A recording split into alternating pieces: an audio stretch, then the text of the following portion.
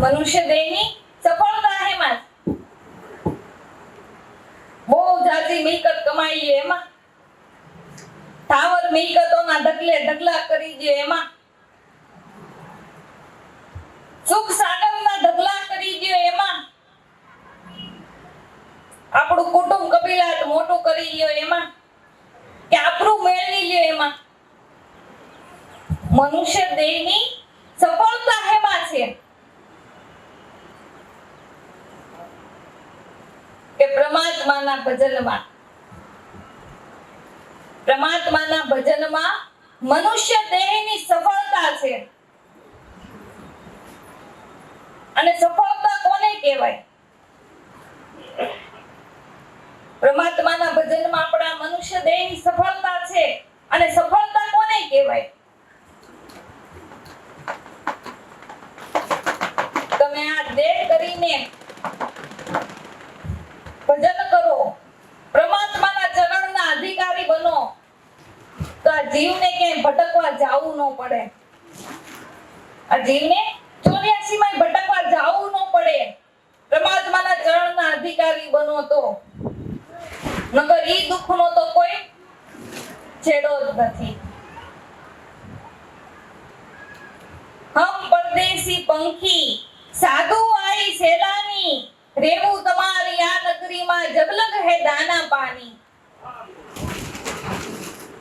હમ પરદેશી પંખી સાધુ આય સેલાની, રેવું તમારી આ નગરીમાં જબલગ હે દાના પાણી. ત્યાં સુધી અંજળ દાણો પાણી હશે ત્યાં સુધી આ દેહ ટકશે. પણ દેહમાં પ્રાણ હોય ત્યાં સુધીમાં આ કમાણી પહેલા કરી લેવી. તમને નોકરી કરવાની છૂટ, ધંધા કરવાની છૂટ, બિઝનેસ કરવાની છૂટ, આ જીવિકાઓ ચલાવવાની છૂટ, પણ આ કમાણી પહેલા કરો. જેને માટે મનુષ્યનો દેહ મળ્યો છે ઈ કામ પહેલું કરો. ઈ કામ પહેલું કરો. એટલે મેં કીધું છે કે યાદી વ્યાદીની ફાકી બનાવો. આ પિંજરાને મૂકી દો ગુરુ મહારાજના ચરણોમાં. પલક કહે તો બેડો પાર થઈ જાય. તો આપણે સંસારના કાર્યો કરવી એટલે કઈ ઈશ્વર ભજન ન થાય એવું નથી. તમે સંસારના કાર્ય કરો તો ઈશ્વર ભજન ન થાય એવું કાંઈ નથી. આપણે આ જગતમાં કઈક સાધુ થઈ ગયા, કઈક ઋષિ મુનિ થઈ ગયા, કઈક સંતો થઈ ગયા, જે ગ્રસ્થાશ્રમમાં રહીને ભજન કરી ગયા. ગ્રસ્થાશ્રમમાં રહીને ભજન કરી ગયા. રાજા મહારાજાઓ રાજના વહીવટો ચલાવી ગયા, રાજના કામ કરી ગયા, રાજ ચલાવી ગયા અને ઈશ્વરનું ભજન કરી લીધું. યોગેશ્વર જેવા જીવન જીવી ગયા આ રાજા મહારાજાઓ. એટલે આપણે વેદ એમ કહે છે, શાસ્ત્રો એમ કહે છે, પુરાણો એમ કહે છે, ઋષિ મુનિ મહાપુરુષો એમ કહે છે કે તમને આ મનુષ્યનો દેહ તમને પરમાત્માનું ભજન કરવા માટે મળ્યો છે, પરમાત્માની ભક્તિ કરવા માટે મળ્યો છે. અને તમે નજર કરજો 84 ના જીવમાં કયો એવો જીવ છે, કયો એવો દેહ છે કે જે ભગવાનની માળા ફેરવી દે. ભગવાનની માળા ફેરવી દે, ભગવાનનું નામ લે. કોઈ એક બતાવો, કોઈ પણ જોવો. પછી મનુષ્ય ભલે કાણો હોય, ઠૂઠો હોય, લંગડો હોય, ચિત્રે બે હાલ હોય, ભલે રગપિત્યો હોય, ભલે રગપિત્યો હોય. અને સંતોએ એ કીધું કે રામ ભજતો કોડી ભલો, ભલે સુએ એના હાડને સા. રામ ભજતો કોડી ભલો, ભલે સુએ એના હાડને સા. પણ કંચન દે મળી શું કામની, જેના મુખમાં જ ન હોય મારા નાથનો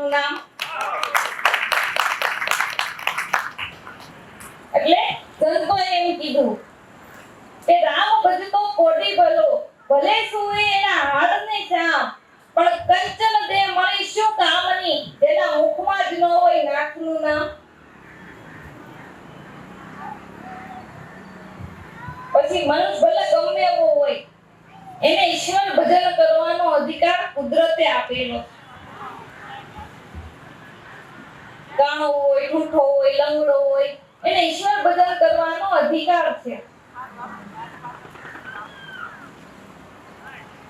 અને 84 માં એવો દેહ બતાવો કે જે માળા ફેરવે, પરમાત્માનું ભજન કરે. એટલે આપણને મનુષ્યનો દેહ મળ્યો એટલે ભગવાને મોક્ષનું પીલું કરીને આપણને મોકલ્યા છે. પરમાત્માએ આપણને મોક્ષનું પીલું કરીને મોકલ્યા છે. અને સંતોએ ઈ કીધું કે તમે નામના અધિકારી બનો. એટલે સાધુએ ગાયું છે કે આ તો ભગત બીજ પલટે નહીં, ભલે જુગ જાય અલંગ, અવતરે આખીર સંતનો સમૂહ. અને ઈશ્વર ભજન કરવાનો અધિકાર કુદરતે બધાયને આપ્યો. ખાલી સજનનો જ નથી. જન્મા ન્યાથી સમજે ન્યા સુધી ઊંધે માથે હાલનાર એનોય અધિકાર છે. જન્મા ન્યાથી સમજે ન્યા સુધી ઊંધે માથે હાલે એનોય અધિકાર છે. ખાલી આપણને સજનનો જ અધિકાર નથી, કુદરતે બધાયને આપ્યો છે. અને પાપીએ પીર નો થયા હોય તો કયો? પાપીએ પીર નો થયા હોય તો કયો? આ તો જેસલ જગનો સોરઠો એને પલમાં કીધો પીર. જેસલ જગનો સોરઠો એને પલમાં કીધો પીર. પાપીએ પીર થયા.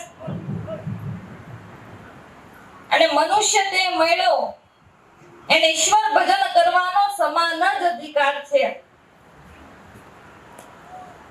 અને પરમાત્મા એટલે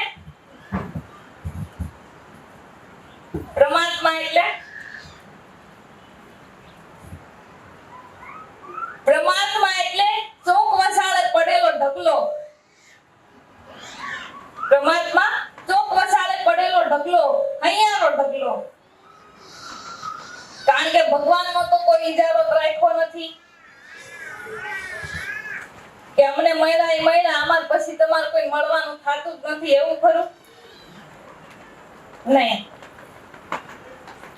આ સંતોની કસોટી કરી, શેઠ સગાવસાની કસોટી ભગવાને કરી હતી. ચેલૈયાનું શેષ વધેલું, ખાંડાણીએ ખાંડ્યું, આવી કસોટી કરી અને પછી પ્રસન્ન થયા. એટલે સગાવસાએ કીધું ભગવાનને કે હે પ્રભુ, અમારી કસોટી ભલે કરી પણ કળિયુગમાં તમે આવી કસોટી કોઈ કરતા નહીં, નકર આ કોઈ તમારું નામ નહીં લે. નકર તમારું કોઈ નામ નહીં લે. માટે હે મારા બાપ, મારી ભલે કરી પણ તમારું ભજન કરે એની કસોટી ન કરતા, એની કસોટી ન કરતા. સંતોએ આવું માંગ્યું. એમ નથી કીધું કે અમને મળ્યા પછી તમારે કોઈ મળવાનું જ નથી થાતું, એમ કીધું નહીં. આ સંત હૃદય છે, આ સાધુનું હૃદય છે કે જે હોય બધાનો હૈયારો ઢગલો. પરમાત્મા મનુષ્ય માત્રનો હૈયારો મજિયારો ઢગલો છે.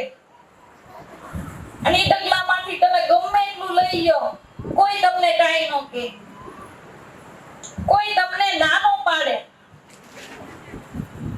ગુણુની ગુણુ ભલ્યો તોય કોઈ એમ ન કે કાઈ એટલું બધું લઈ લે. ખટારો ભલ્યો તોય કોઈ એમ ન કે કાઈ એટલું બધું લઈ લે. અને લીધા વિનાના હાલા જાવ તોય કોઈ એમ ન કે કા હાલો માલો હાલો જા. કોઈ કાઈ ન કે. પણ સંતો કે, સંતો મહાપુરુષો ઈ કે આમને હું આયલો જસ, આ ઢગલામાંથી કાંઈક તો લે, કાંઈક તો લે. અને મનુષ્ય દેહ મળ્યો ને એને એના ચરણે જવાનો અધિકાર છે. પરમાત્મા આપણો હૈયારો મજિયારો બદલો છે અને મનુષ્ય દેહને એના ચરણે જવાનો અધિકાર છે. સંતો આપણને યાદી અપાવે છે, શિખામણ આપે છે, આપણો શ્રેય થાય એવી વાતો કરે છે. એટલે ચેતન હારા હોય તો ચેતજો, નહીતર છે હેરાની. देखो दुनिया यूं सर जावे जैसा नदिया का पानी.